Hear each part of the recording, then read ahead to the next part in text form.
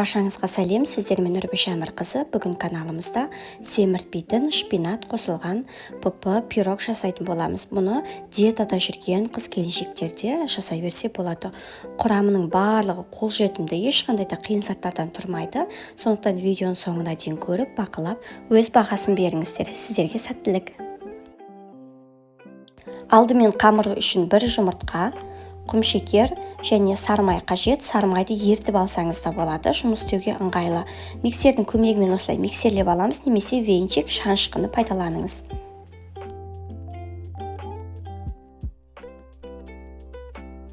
Онды қоспай жатып, оған бірінші қопсытқышты қосып, онымен бірге жақсылап араластырып алыңыз. Сонда қамырыңыз жақсы көтерілетін болады. Онды ситоның көмегімен 2-3 бөліктен өткізіп, песочный қамыр дайындаймыз. Құрметті көрермен, сіздерден кішкентай өтініш, подписаться кнопкасын басып, каналдың дамуына үлес қосыңыз. Сіздер үшін 1 секундтық жұмыс, мен үшін үлкен құрмет.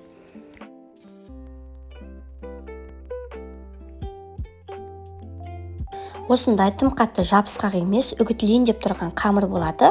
Енді осын целлофанға салып, мұздатқышқа, яғни морозильникке жарты сағатқа қалдырыңыз. Ол аралықта біз жаңа қалыпты дайындап қояйық. Астына пергамент қағазын төсеп, жан-жағын осылай сармаймен жағып шығыңыз.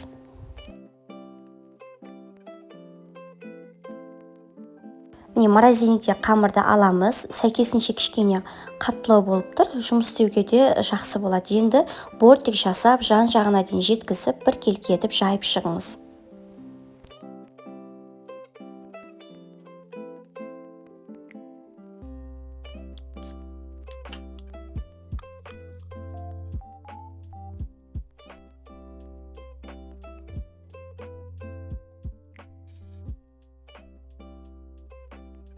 Қамырдың бортигі, яғни шет жағының барлығы бір келке әдем болып көріну үшін осылай шанышқының көмегімен тегістеп шығыңыз, және қамырдың ортасын міндетті түрде тесіңіз, әйтпесе көтеріліп кетуі мүмкін.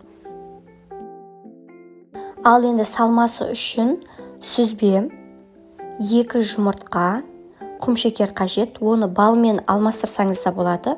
Кукуруз крахмалы, яғни жүгері крахмалы және шпинат. Шпинат бұл жерде менде 60 грамдай.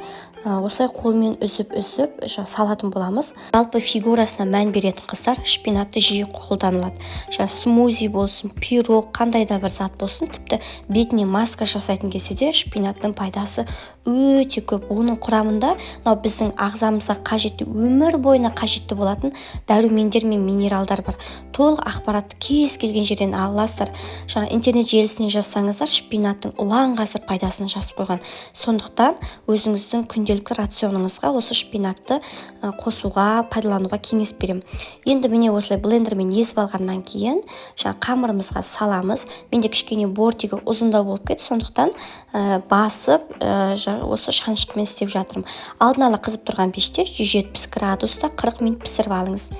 Менде пісіп шықты, кішкене қазір өте ыстық болып тұр. Бетінің барлығы қаттылау болып тұрады. Енді толықтай суығанша ыдысынан шешпеңіз. Бөлме температурасына 2 сағатқа қалдырдым бетін жауып, енді шешіп жатырмын.